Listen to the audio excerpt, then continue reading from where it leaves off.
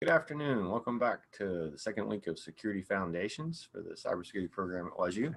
My name is Lee McWhorter, and program and manager for the instructor. Last week we covered the first 5 lessons, and as we went over these lessons are meant to supplement and complement the material online, as well as access to myself and the mentor and the channel and everything else. So last week we covered some introduction to Security Foundations basics. We went over security roles, talked about the attacks and the various threat actors, from script kiddies to hacktivists to nation state actors and everything in between. We talked a little bit about information security. That whole idea of what we are trying to do is protect the information assets of an organization. So we talked about using people, product, and procedures to be able to do that. And we talked about why, and we also introduced a very important concept there of the 7 domains. And then we began talking about defense basics from a strategic and conceptual point of view. And we talked about defense in depth, or layered security, as well as the related concepts of separation of duties and rotation of duties. So this week, we get to wrap up this course by going over the last lessons 6 through 10, the last 5 lessons. And so we start this week with lesson 6, which is on further defense concepts. And basically, this builds on where we left off last week when we were talking about defense in depth. If you remember, the whole idea of defense in depth was to, like using the castle analogy, right? That we have a moat and we have drawbridge and we have walls and we have all these layers of defenses. So we keep slowing the enemy down so we have time to defend and time to react. And we want to implement that concept and when we're using and we're doing security work. All these concepts actually are things that you can use both tactically and strategically. So you could be thinking about defense in depth when it comes to just securing one system. You still want to have that local firewall, that local antivirus, even if it's just a workstation, but you also want to, provide other things. It doesn't, just like any other system or server or device on the network, it doesn't need to be running services and things that aren't of any value to it. And if we're not doing file sharing, we can turn these things off, and various features that we can eliminate, make sure we don't have any third-party apps that are doing anything. And so you can use defense in depth just on one local machine. You can look at it from all the angles. Like, that's why you have to log into your desktop or lock your screen. So we have password policy, we have passwords, we have access control to those machines. Those users are probably restricted. They're not admin users like we are on our home systems. And so that there's a less likelihood of any danger of something that they do. They may be very limited in what they can do depending on how that workstation is set up. And then all of that is considered, the defense in depth, the layered security of just that system. And so that's tactical thinking. And of course, then when we step back and look at the entire organization and we start thinking about, okay, we're going to have every workstation set up with its own defense in depth system, but we're going to outline that in a policy and procedure that describes how we set up our workstations, how we set up servers, how we set up routers, how we set up different devices. And we're going to have all those different devices along the way to also be part of our defense in depth. And we're going to have all of these things come together to do it. And so once again, when we talk about these topics this week, you can use them in most cases, both strategically as well as tactically. So what is the first one? Well, there's actually 4, and I'm going to do them a little out of order from the lesson for a reason. But there's 4 topics: diversity, limiting, obscurity, and simplicity. And the reason I'm going to do it a little out of order from the book, that's the order they are in the book. I shouldn't say book, the online learning management system and the lessons, but in lesson 6. But I want to leave the obscurity to the last because it's kind of the most fun and a little bit controversial. So we'll just really quickly go through the other 3. Diversity actually makes sense that it's the next one, and it really does kind of dovetail in with what we've already learned about defense in depth. If you think about defense in depth, and let's just look at, say, a network kind of a situation, the idea that we're going to have ourselves, an external firewall probably to protect against the outside traffic, like our routers do at home for us. They act as a firewall. We may have additional devices inside, possibly even in whether they're passive or inline, managing and monitoring the network, like intrusion detection and things like that. And then as you come further in, we may have segmented our network, of course, through switches And we might have a public segment, the demilitarized zone or DMZ, where we keep our live servers, and then we have ultimately our local area network, or very likely for big enough organizations, multiple local area networks, possibly spread around the campus or even spread, geologically through virtual networking. And or if it's all in one building, we can use virtual LANs to segment the network. But so all of those things, that's all part of that layered defenses. And so we got that from last week. So what's diversity? Well, if we look at that same map, if we decided that we were going to basically buy all of our routers, firewalls, intrusion detection, monitoring software, etc., from one of the big vendors. I mean, they used to say in the early days of PCs that you could never go wrong going with IBM. So in many cases, that type of equipment, the two top players are Cisco and Juniper. So you could say, okay, we're going to go Cisco all the way. We're going to Cisco switches, Cisco firewall, Cisco intrusion detection, Cisco everything. And that would still, you'd have your layered defenses, obviously, but you would not have a very diverse layered defenses. We're wanting to mix things up a little bit. And so why is that? Well, if there is for example, Cisco is a great example. They use Cisco IOS, their own version of it used to be the Internet operating system, but it's the operating system that runs their products, all of them. Routers, switches, most things are based on iOS, their version of it. And it's a command line driven interface that you'll see something very similar to it in the VYOS router that we use as part of the networking and part of the whole program, open source router. It's very similar to how it works.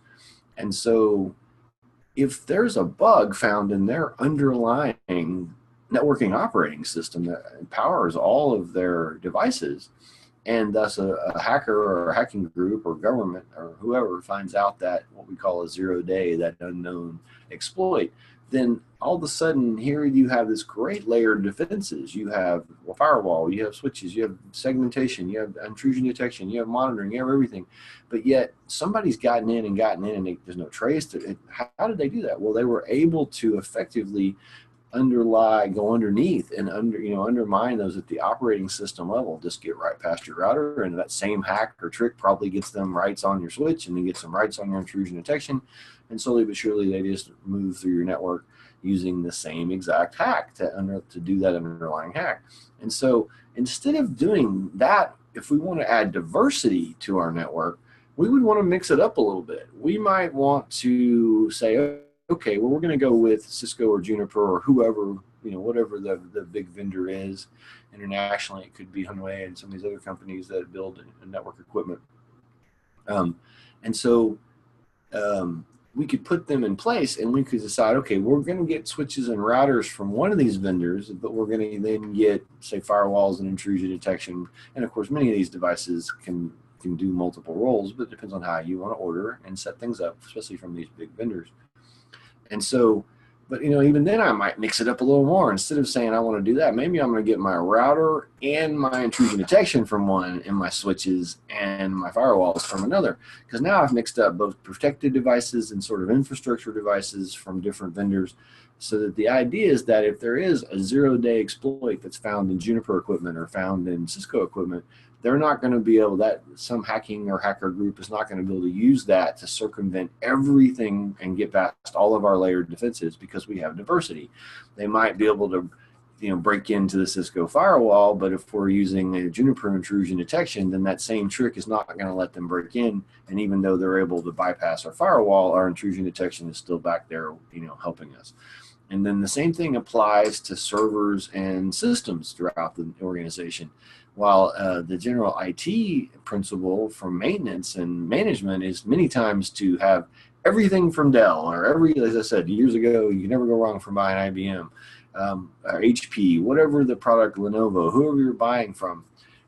And that makes it great because all your systems are the same. It's easy to set them all up, maintain them, patch them, and everything else. But once again, then now we have the problem of, okay, somebody gets in, or there's some 0-day exploit, and some hackers social engineer their way into your building. They're sitting in your salesperson's office.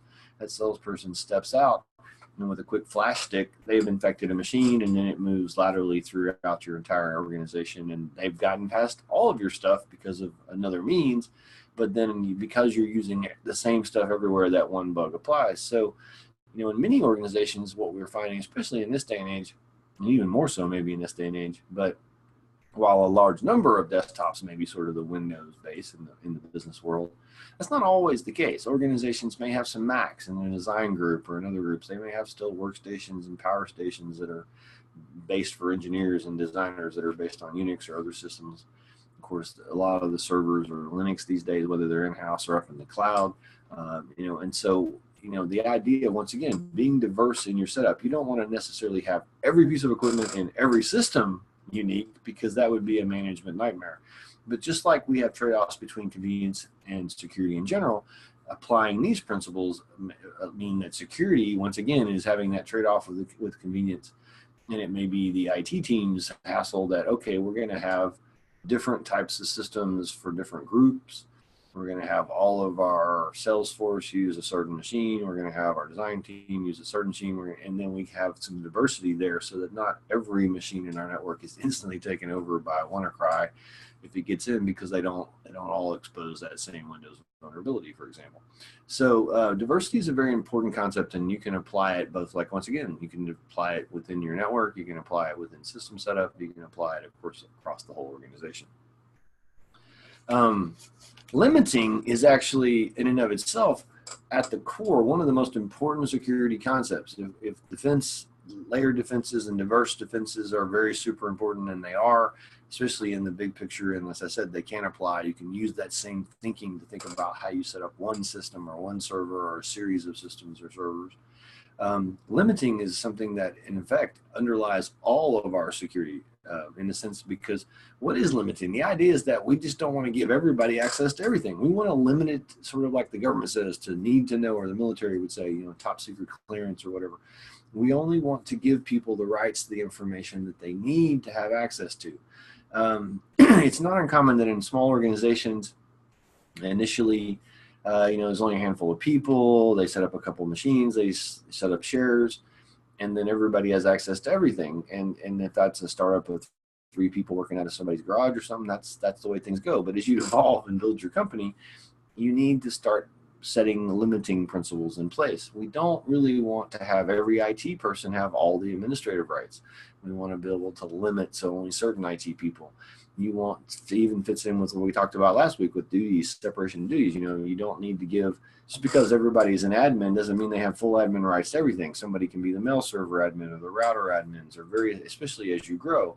And even when you get down to where you go from one admin who does have that was the one tech person that was part of your startup, and she has all the power.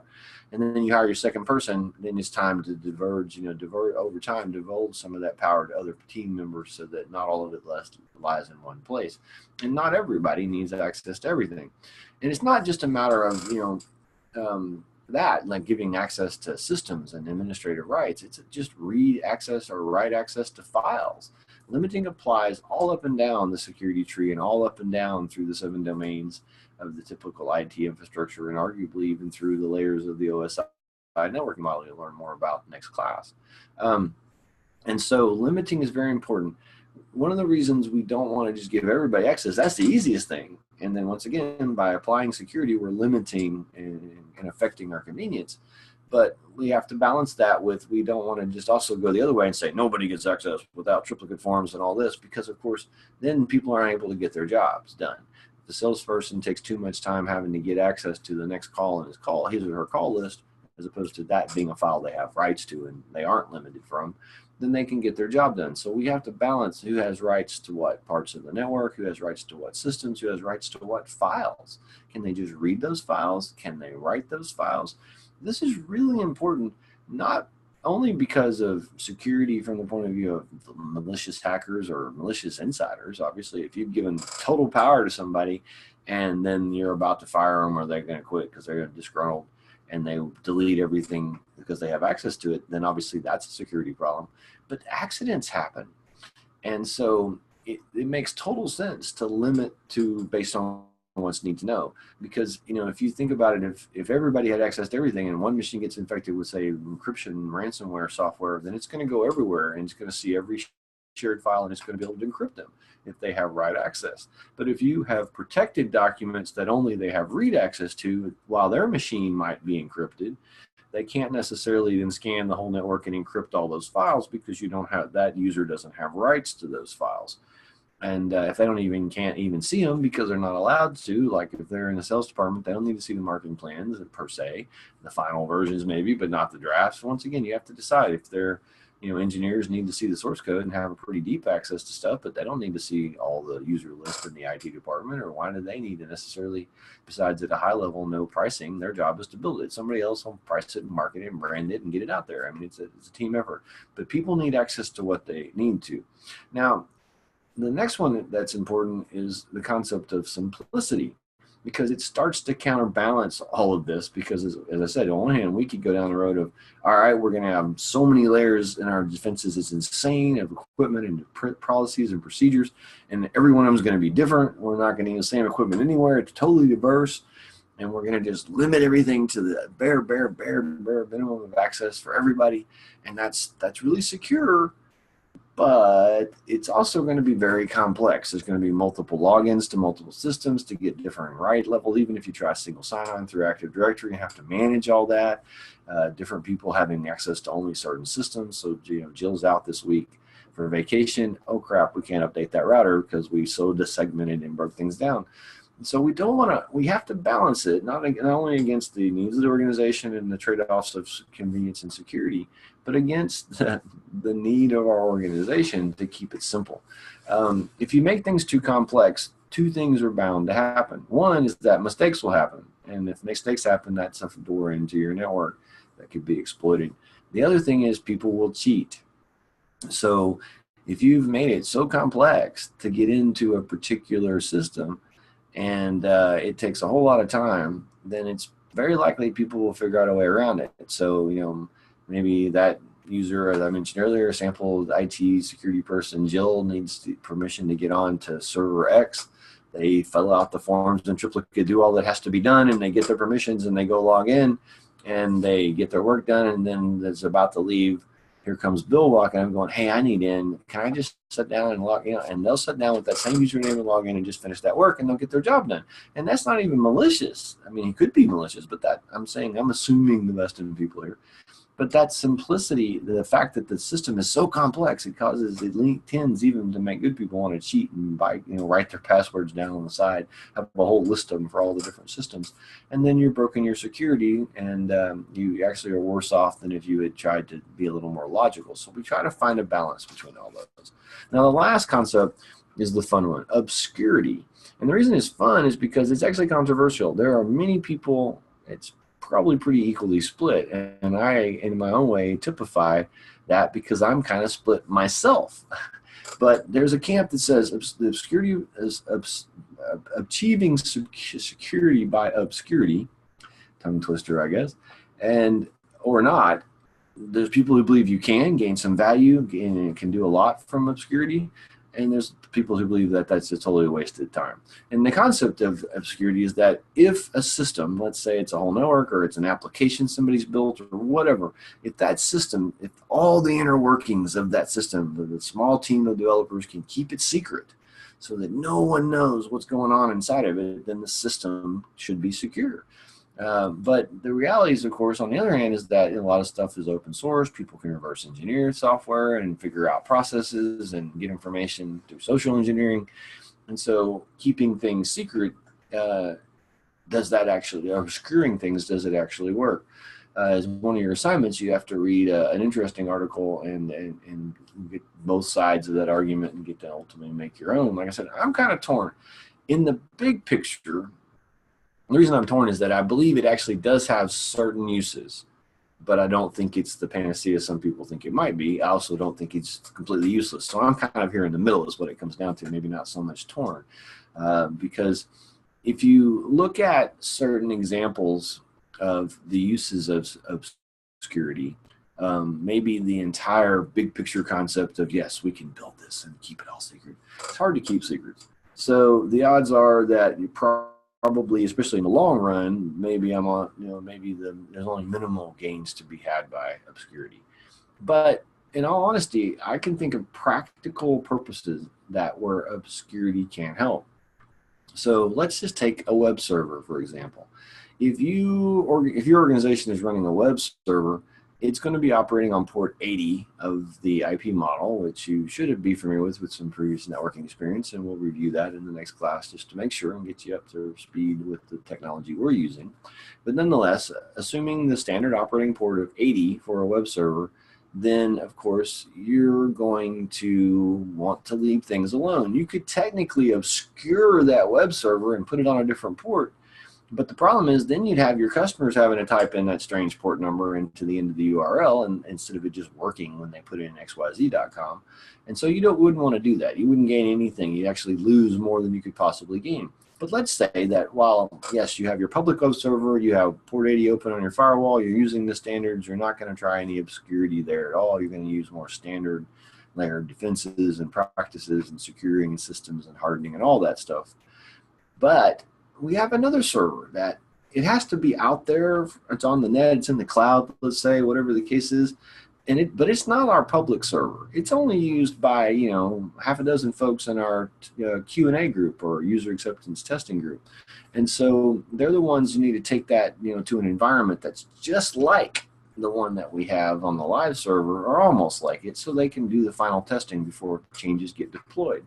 And of course, they would have probably already gone through other versions, maybe even internal deployment servers. But assuming there is the step, and it's not uncommon, it does happen, or there's a working server or a server that only certain people in your organization actually need to use, though it is out there at least semi-publicly. It's on the internet with an IP. Maybe you need to have people hit it from multiple, so it's not just safely in one network.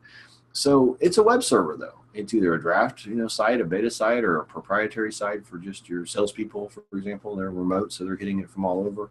Well, they are a limited number, and they're your employees, so you can train them. And it's actually not, especially with bookmarks, once you've gone to a site, even if you've had to put a colon, some other weird port number that you've set that web server up to use, once they've done it and bookmarked it, it's no problem to those few users. Like I said, you don't want your average user out there having to do that, your customer, so you're not going to mess with your main site. But this development or testing or little sample site or whatever it is, it can technically be obscured and run on a different port, and then you just tell your employees that's where it is. Now, what does that do for you? Does it mean that it's hidden? Well, no, because that's not going to be a secret. Somebody might see that mail. Somebody might see their bookmark. And to be honest, as you're going to learn in this class, even if I run a web server at a different port, if somebody comes and scans my server, then they can find out what port the web server is talking on. And so if they're really focused on me or that machine, then they're going to figure out, oh, they moved the web server. But at least it slowed them down. Even that professional hacker had to go, hold it. I know there's a web server here, but it didn't answer. Oh, they must be somewhere else. So it slowed them down for a second, and maybe you could gain some pre-knowledge that they're coming, but that's not really the big point. The big point is I talked to her last week about script kiddies and how a large amount of the attack traffic is amateurs running programs and just bots and botnets running all these standard low-hanging fruit attacks, trying weak passwords, trying common login attempts, etc. So when they attack websites, which they do all the time, trying to look for a WP login for a WordPress site, or login for PHP admin, or trying all these different things, trying to see if they can inject into your PHP or your backend, seeing if there's an exploit for cross-site scripting or whatever. So these machines, when these bots and these attack tools are being run against random servers, they are generally going to hit port 80, and so they go scanning by the IP of your machine. They try to hit port 80. They get a 404, no response. They think no web server. And I say they, it's not a person. That's the difference. A person could figure this out. But the script is already written just to attack web servers. And it assumes they're most of the time at the normal places, 80, 80, 80, 40, 43, 443, whatever, depending on the setup and SSL and HTTPS and all that. So if you do move that special sample or development server up to 10,080 and you make a dozen of your employees type that in to get there manually, then that's going to actually mean that server doesn't get hit by half of the internet automatic attacks that are trying standard web attacks, because you're not in a standard place. So to me, that's really practical value from obscuring. But it's not like you can obscure everything. You can't obscure your public server. You can't obscure your mail servers, or you wouldn't get any mail. So you know what I mean. So I think there's a middle ground. It's not yes, it's great, use it, and no, it doesn't work ever. It's a more hit or miss kind of use. But in the right cases, it can limit the number of attacks, at least in my opinion. So that's lesson 6 in a nutshell. Lessons 7 and 8, I'm going to talk about together, pretty much, because they really one flow to the other, and they're actually labeled security frameworks 1 and 2. So one of the things that happens as you get into security, at one point or another, you are going to be part of either creating a security policy and procedures and everything for an organization. And if you're lucky enough to start from scratch, great, that's a neat experience.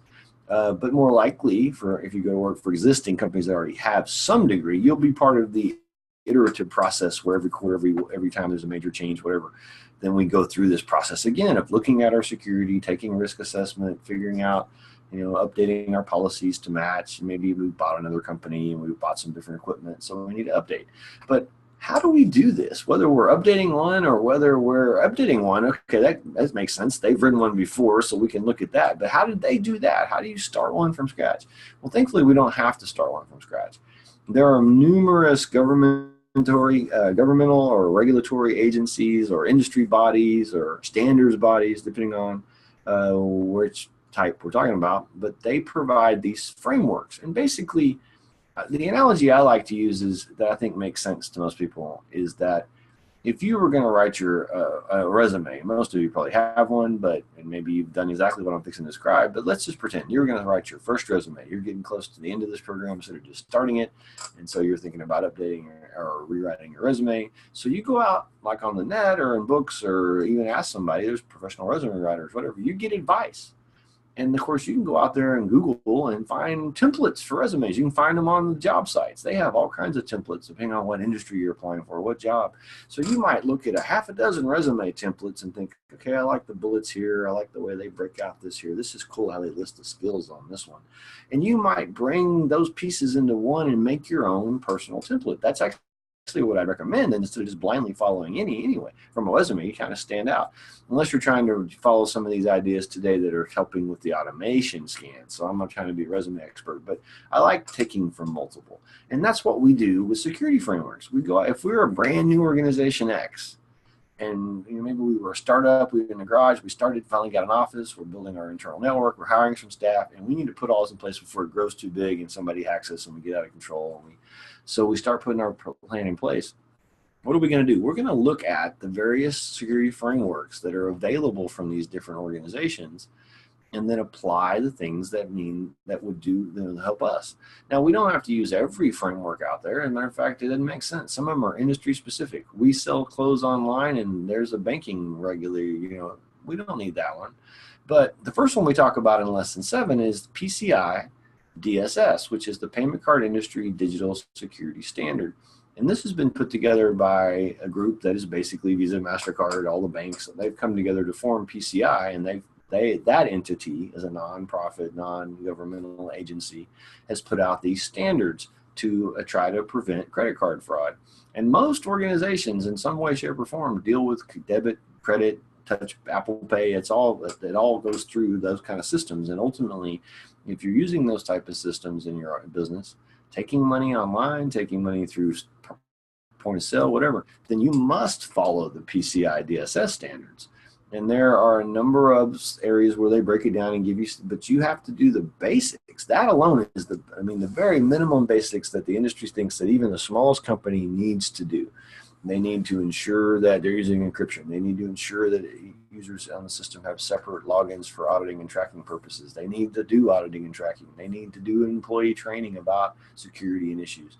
And this is just, in a sense, just the smallest of a security policy for a company that's really a little small, and they need to make sure they keep their credit card rights. Because if you don't follow that standard and you aren't ultimately certified, or a breach or something happens, you can lose your rights to take credit cards, which of course would kill just about any business, big or small, especially if you're an online e-commerce, for example, or a storefront retail.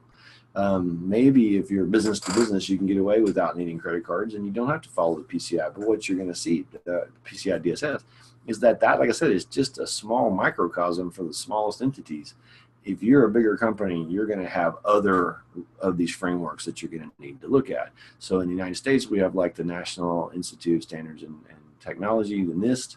They have the European equivalent. We have ISO. You've probably heard of ISO in one form or another, maybe just an ISO file, but that's an ISO format. That's what a CD is. The ISO, you may have heard of ISO 9000, which is a quality standard in manufacturing. Companies get certified by that process. And so they also put out security standards. Now, so, which one would you use? Which to use? Well, you need to look at them. And that's part of the exercise actually in 8 and 7 is to look at and even look at companies you've either thought about or worked for in the past or thought about working for, is to do the exercises and researches to look at what frameworks might they have used or should they use. And usually the process is pretty simple. You kind of look around. If you're in a particular industry, then the law itself may say you must follow this. For example, if you're a defense contractor or a governmental contractor, then you must follow some of the U.S. guidelines and the DoD guidelines on cybersecurity and security standards, and put in place certain things, minimum, just like you need to if you want to process credit cards. If you're in banking or healthcare, there's other regulations to follow. But let's just say we're an average company. We're not in one of those really highly regulated. We're not healthcare. We're not banking. So we're going to take credit cards. Okay, we're going to have to follow at least the PCI. So we start there. That's where we started with 7. But we start looking at the other stuff. Well, we're a web-based company, let's pretend, and we may have locations somewhere. Who knows? Everywhere. We might have them all over the place. But wherever we're based, if we're based in America, we definitely need to look at the NIST standards and sort of take into account what is being recommended there. But in this day and age, we may have, of course, if we do have a web presence, so even if we're a nonprofit, we may get a donation from a European or someplace else. So maybe we better look at those European standards, because especially the new data standards that are rolling out just next month are huge impacts. They are much more tough on privacy and on getting explicit permission for sharing and storing information, as opposed to, well, we pretty much click some big terms of service that we don't understand and we just go on with the site. And we're giving them permission to, do everything with our information and track us and our, firstborn children. So they're putting some new regulations in. So if you have any dealing or think you might have any dealing with, with Europe, then you need to take those into account. It doesn't mean you follow any particular one, but what you do is you look at each of these sort of packages of guidelines, and that's what they kind of are. You'll find that there's documents. And different ones have sort of different mixes of things. That's another reason why you bring some of it together. Some of them may have spreadsheets and literally worksheets, checklists that you can go through that help take you through the exercise of assessing your risk or inventorying your equipment. The other ones may have literally draft documents like those sample resumes I referenced in the first place. So inside of one of these frameworks and the whole pack of everything you get, here's a sample acceptable use policy or password policy or various other policies. And they're just samples, just like getting 3 or 4 sample resumes. And so in a sense, like I said, that's my analogy. You're going to go out and potentially look at your friend's resume. Your parents may give you some advice. Your career counselor may give you some advice. Different people give you advice. You look at some templates online, you merge it, and you come up with your own resume. And that's what you go forward with. And that's what an organization does. They look at these various standard bodies. We're going to look at PCI DSS. We're going to look at NIST, European, maybe Asian, other Chinese guidelines. And we're going to look at those and see what the rules are. Take their various examples and then look at our own organization, of course, critically. What are we doing? Where are we located? What are we thinking to do now? What are we thinking of doing a few years from now? Where are we planning to grow? What are our products? Are we online and offline, mixed, hybrid? What is it we do? What are our risks? We'll go through the full analysis of our own risks, and then we'll put in place the controls and procedures and policies that will be part of our security plan. And we will base it off of, we might go, oh, we like these checklists from this one, and okay, that's a good training template over here. Here's some good acceptable use policy, and we're going to merge this all together, and we're going to create our own, and it's going to be a living document, and it could be like some build, depending on how big of a company you work for, just a huge document that has a starting from the top of a strategy statement about our security and our position, and then all the way going down through policies and procedures to how you set up a firewall and what the acceptable use of the system is and what our password policies are. And of course, it may not start huge if you're a startup, just becoming a small, decent sized company or growing, but it will continue to grow. These are constantly evolving documents. One, these guidelines, these frameworks change. New rules come out, like I mentioned, the new general data protection rules that are coming in effect in the EU in next month are causing companies all over the world to scramble to deal with various things. Facebook has had to restructure their entire business so that everybody that is in Europe is being treated as underneath their Facebook Ireland company, so that it will, and all of those users, all that data will stay there. It'll all be managed and follow these new European regulations. But everybody else in the world is going to be managed out of the US, and they won't have those same standards. And they'll be able to keep that data in different places, and because the standards have changed. Funny enough, on the other hand, Facebook owns Instagram, and Instagram has also announced that in Europe they're going to up the minimum age you can sign up for them, because once again, these rules. But in the rest of the world, they're not changing it. So once again, you have to keep up with this stuff. So every so often, an organization should just look and do a complete sort of review of its organizational security policies and procedures and see if they're still reflective. And later, not part of this program per se, it's a little more advanced, but ultimately as organizations get going, they'll do analysis. Just like you're going to learn about vulnerability and pen testing just to check systems and networks, organizations will conduct sort of simulated reviews and audits. And then depending on what industry, you may have outside auditors truly come in. And so you'll learn whether you're meeting those objectives and whether you're following your policy, or whether you have gaps effectively where there's still holes in your policy. Anytime an organization changes substantially, they will go through this process again, not from scratch. Once they've done it once, they'll have it, but they may go out and look at all the frameworks, see if there's any new guidelines or documents or worksheets or whatever, and then merge some of that in. And of course, a lot of times it's just going through their own and realizing, well, we weren't clear enough on this. We need to rewrite this policy. We need to now break this. We've decided to split this load, between, we're going to buy equipment from two different vendors. So we need to have documents that speak to both vendor.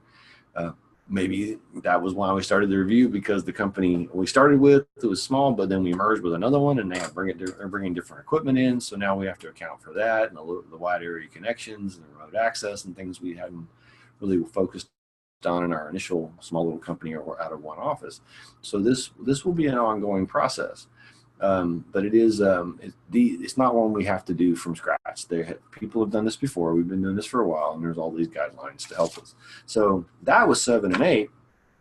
And so when we talk about lesson 9 is it's labeled threat actors in detail. And basically, we've already talked about, except for one type, all of the threat actors, at least at a high level. And then there's sub potential, people would break things out slightly differently, but in the big picture, there's sort of the amateurs or the script kiddies, working up through people who move on to learn more, and either generally making a decision. Some go criminal, black hat hackers. Some go security researchers and cyber analysts and security professionals, and we go white hat. And then as they step up the chain, of course, they can work for organizations or criminal organizations. They can work for governments. Ultimately, either side of the coin, defending or attacking, good or bad, depending on your point of view. That's not the point. The white or black is what we're looking at here from the white or black hat hacker. And you sort of step from those amateurs to folks learning, and then they either usually go working for a security firm working in security, or they go working for some organization, or they start sending out their own spam, whatever, and become criminals. And then, of course, we move up to that, and we also have the hacktivist out there, and potentially hacking terrorist at some point. That's to some degree may have already happened. Definitely the nation state players are governmentally, at least loosely affiliated hacking groups, though many times not so loosely. They're full funded. But that's one of the big things that's different. As you move up the chain, that's one of the big attribute changes. I shouldn't try to make it into an adverb, I guess. That happens is experience, one, and usually resources as well. Because either one of two things happens. If you're successful in this field, one way or the other, you're going to start making money, and you're going to work for bigger companies, and they're going to have more resources. If you go work for your government someday, whatever side of that equation, whatever government it may be, then obviously you're going to have even more support. And big organizations have lots of support. If you're on the negative side, the black side, there's some big criminal gangs that make lots of money, and so they can invest in the tech and in the resources of their members as well. And of course, the criminals also have one advantage that is unfair. We don't quite get it on the private side, which is the criminals take over other people's computers to then use to further attack other people's computers. That's that whole concept of botnets and zombies. And so they end up having lots of resources with very little cost, actually. So that's one bit of this, sort of like the spammers. It costs virtually nothing for a spammer to send one more spam. Because that's usually being processed on other people's computers and other mail servers around the world, and not in their living room, not on their power bill. So the real cost, the marginal cost, is nothing. So they can afford nothing to send millions and hoping to get one person, or 1 in 10, or that would be way too good. 1 in 10,000, 1 in 10 million, whatever they're after. It doesn't matter. Any return that becomes a positive return. And so criminal hackers do have that advantage, that they can expropriate other people's stuff and use it against us. But nonetheless, that is sort of the track that happened. Now, you'll have different motivations, though, in some of these other categories as well. A hacktivist, good or bad as well, will have a motivation, a political cause, a rebel group they're supporting, whatever the case may be. And so, but it's important to understand not only the different threat types, the threat actor types, as we've discussed, but their attributes and what motivates them, because that can lead to a different level of security, response. As I've said, the script kiddies and the automatic, attacks that are automatic scripts and programs that are, and the amateurs that are just looking for the weak password, looking for the misconfigured, the default password, whatever. If you do the basics, which I keep repeating, and we're going to repeat a lot, but if you do the things you're going to see us repeat again and again in this program, never use default passwords, always use good systems, follow these procedures and guidelines, all the stuff you're going to learn, and put it into place, then those folks are never going to mess with you. They don't have the power, they don't have the skill to get in. So then as you move up to the next tier, okay, maybe, an amateur, semi-amateur, learning, evolving criminal hacker could get in if they attempted, but they're only going to have so much resources. They're only going to try so many things. And then, of course, as you move all the way up to the higher end criminal, to the governmental actors, there we have that phrase that I've mentioned, I think last week, and if not, here's a new one for you, APT, Advanced Persistent Threat. Instead of as opposed to the script kiddies, that their attacks hit you and then they go away, or maybe some up and coming hacker tries to get in, but you've actually got pretty good defenses. Well, they're going to move on. They don't have the time. They need to make a hit. They need to take another machine over. They need to make some money. They need to find another server to send their spam, whatever. So they've moved on. So, but at some point, somebody out there can beat you, your whole team. To be honest, we all have to be prepared. Somebody really wants. I'm not conceited enough, and I'm pretty good at this, but to believe that if somebody really targeted me, they couldn't get in. They can, one way or the other. So the idea is we got to have those layers of defenses. We got to have our way to monitor. We got to be able to deal with it. We got to be able to minimize it, mitigate it, and respond to it with all of our layered defenses and defense in depth and diversity and everything else in place. And so, but if they get in, there's been these cases that have come out in the news where these advanced persistent, that these higher end criminal and or governmental supported hackers can get in and stay in underneath the radar. They may be on systems for weeks or months before it's found out. And so that, gives you an idea. You're wanting to do everything right to get rid of a huge chunk of it. Then you've got this middle that you've got to be aware of, and you want to be able to constantly keep them out. And then you need to have your A game to not necessarily keep them out. Ideally you will, and if it's not, they're not just totally targeting you, but they're targeting, say, an area, then you still want to be able to beat that.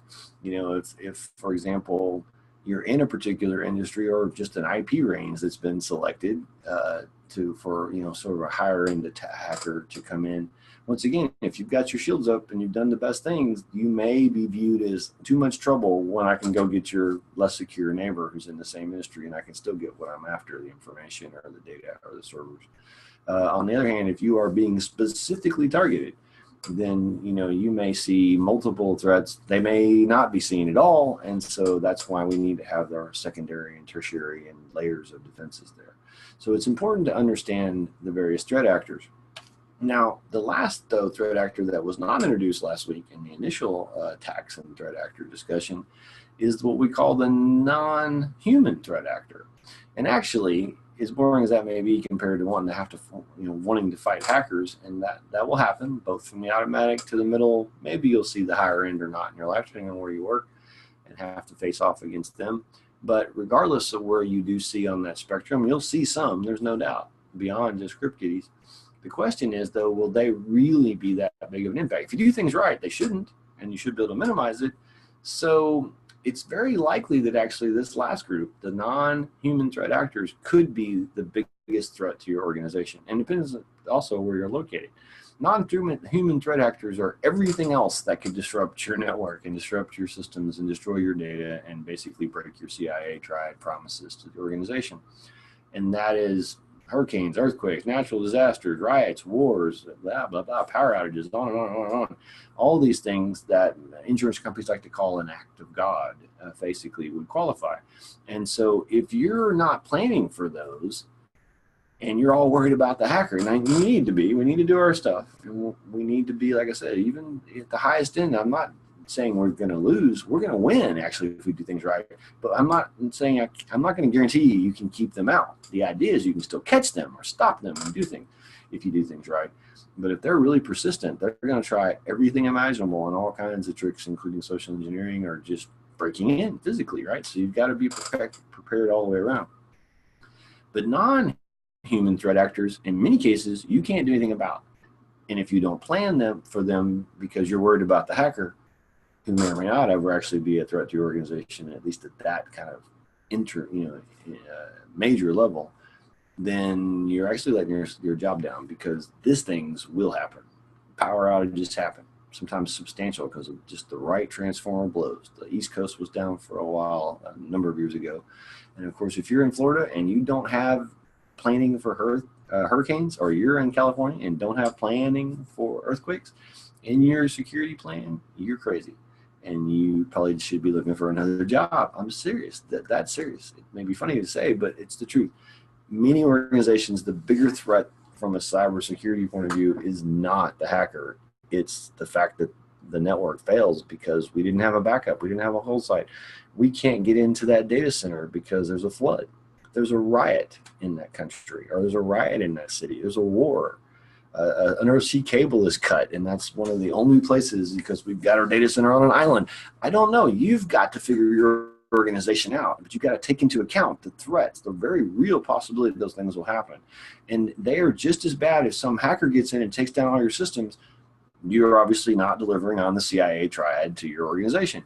If your hurricane comes and takes out all the power, and even if your building's built great and is worth standing, but the power's out for 2 weeks because it was so destructive to the area, what do? You're still dead, right? If you don't have your ducks in a row, your plans. And so that part, the non-human threat part, leads into our last discussion, which is what brings it all together. If we've now learned some of these principles, what we're trying to do, we're trying to secure the organization and its data, information, and assets. We've learned how we do it with people, products, and procedures. We've learned about some of these attacks and threat actors and who could be coming after us, and even some of these different guidelines and templates we can use to build our own organizational set of policies and procedures to defend our organization. And so the last lesson, lesson 10, wraps it all up. It's organizational security. And it basically is talking about, or taking on, now you've figured out which frameworks we're going to start working on and putting together our own custom version. But what are some of the things that we still need to do? Even learning all this up to there so that we can succeed. And we talk about a number of different things. We're going to ultimately have to put controls in place. Anything that we do to address these risks in the cybersecurity world, we're going to address by controls. That can be any type of control: physical, procedural, technical. They can be reactive controls, preventative controls. There's all different ways, which the chapter lesson covers how you define all that. That's not the point. The point is the controls. And so how are we going to figure out which ones we need to put into place? Well, we're going to have to do our own analysis of our organization. And we're going to have to look at what risks do we face? What threats are out there that could take advantage of vulnerabilities that we have? And then we're going to have to do a risk analysis to basically figure out and rank those. And there's two ways to do that. You can just do what's called a qualitative analysis, where we say, all right, company A over here on my left side, I guess right from you looking in, but anyway, my left side, my left hand, company A has a website, and we know there are people out there who'll attack websites. So we have an attack threat, we have the vulnerability. Not sure what happened to my lighting, but okay. Attack threat, we have the vulnerability of the fact that we have a web server. So we have a risk with those could come together, of course, and that would present a real threat to our organization. So a risk and a vulnerability is real. So then we're going to have to rank it. Well, okay, over here, I'm sorry, on my other hand, company B also has a website, same risk, same vulnerability. So they both have a risk of web attacks. Company here is a restaurant that has, a directions page, a menu page, whatever. And company B sells $20,000 an hour on the website. So if these guys lose their website, it's going to suck, but it's not going to kill their business because people come into their restaurant regardless once they find out about them. So we're going to lose some business. It's bad, but it's not as bad as losing $20,000 an hour if that's 99% of our revenue, right? So this company is going to rank the risk of a web attack, successful web attack, much higher than this company is. And that's just on a qualitative. We're going to say low, medium, and high. So this guy over here, they're going to rank their web risk as, well, maybe medium because, bad reputation, lose customers. But these guys are going to rank it high, if not very high, or super critical, whatever they're going to use as their classification, because it has to stay up or they don't make any money. And you can go through every aspect of your organization. How's our firewall configured? What are our what third parties have access to our network? What are our risks? Is there any risk that somebody can get in this way? Can they come in the door? Can they social engineer away? Do we have a front door? Do we have a physical presence? Or are we completely a digital company? Well, if you don't, then you don't have to worry about it. You have no risk that somebody can come in and sweet talk your front desk person to let you in because you don't have any. They're all digital, it's all online. On the other hand, you have physical locations, then there's a risk somebody could come in and engineer and social engineer their way into systems. And so you do a risk analysis.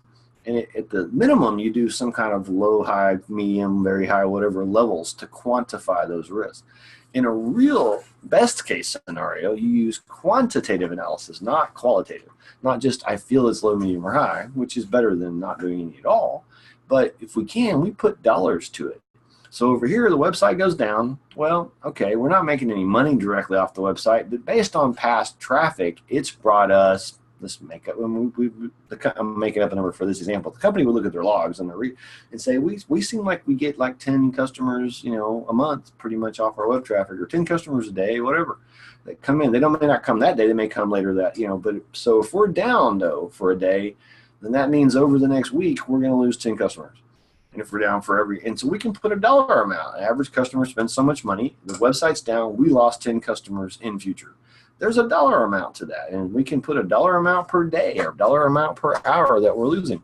These guys over here know they make $20,000 an hour. So they have a very easy way to quantify how much money it's going to cost them, but they still have to do some of that other analysis. They're going to lose not only $20,000 in real money, but some of the people who were coming to the site while they were down were first-time customers who would have been coming back. And so you have to put some future value and do some assumptions. You have to figure out, what is it worth to you? If your image is super important, it could be hugely valuable that you don't have your website down, even if it doesn't make a lot of money.